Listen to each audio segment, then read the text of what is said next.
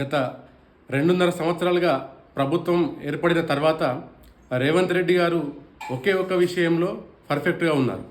అదేంటి అంటే media management. Media మేనేజ్మెంట్లో మాత్రమే రేవంత్ రెడ్డి గారు సక్సెస్ అయ్యారు.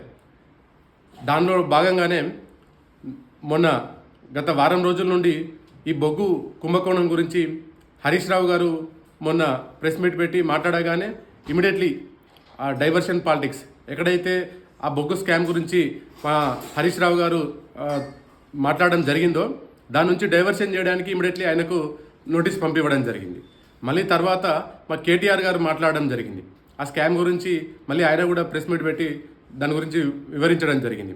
మళ్ళీ ఇమీడియట్లీ ఆయనకు రేవంత్ రెడ్డి గారికి వచ్చినటువంటి ఏకైక మంత్రం మీడియాని డైవర్ట్ చేయడం, ప్రజల్ని ఆ టాపిక్ నుంచి తప్పుదోవ పట్టించడానికి ఏదో ఒక కొత్తగా ఒకటి తీసుకురావాలి. దానిలో భాగంగానే మళ్ళీ ఈరోజు కేటీఆర్ గారికి నోటీసులు ఇవ్వడం జరిగింది. కేటీఆర్ గారు ఇంతకుముందే చెప్పారు, ఇలాంటివి లొట్టపీస్ కేసులు ఇవన్నీ కూడా మీరు ఎన్నిసార్లు పిలిచినా నేను రావడానికి సిద్ధంగా ఉన్నా అని చెప్పారు. దానికి మా కేటీఆర్ గారు ఉద్యమంలో హరీష్ రావు గారు కావచ్చు, కేటీఆర్ గారు కావచ్చు, ఇంకా రేపు కేసీఆర్ కూడా నోటీస్ ఇస్తా అని చెప్పని ఈ డైవర్షన్ పాలిటిక్స్లో భాగంగానే రేవంత్ రెడ్డి గారు లీకులు ఇస్తున్నారు తన సంబంధించినటువంటి మీడియాకి. ఇట్లాంటి నోటీసులకి, ఇట్లాంటి పిట్ట బెదిరింపులకి భయపడే వాళ్ళు కాదు మా నాయకులు. తెలంగాణ ఉద్యమంలో ప్రాణాలకు తెగించి కొట్లాడిన వాళ్ళు, ఎన్నోసార్లు జైళ్లకు వెళ్ళిన చరిత్ర మా నాయకులది. తెలంగాణ రాష్ట్ర సమితి పార్టీకి సంబంధించిన చరిత్ర అది. మీరు ఇలాంటి చిన్న చిన్న పిట్ట బెదిరింపులకు మా నాయకులు భయపడేవారు కాదు.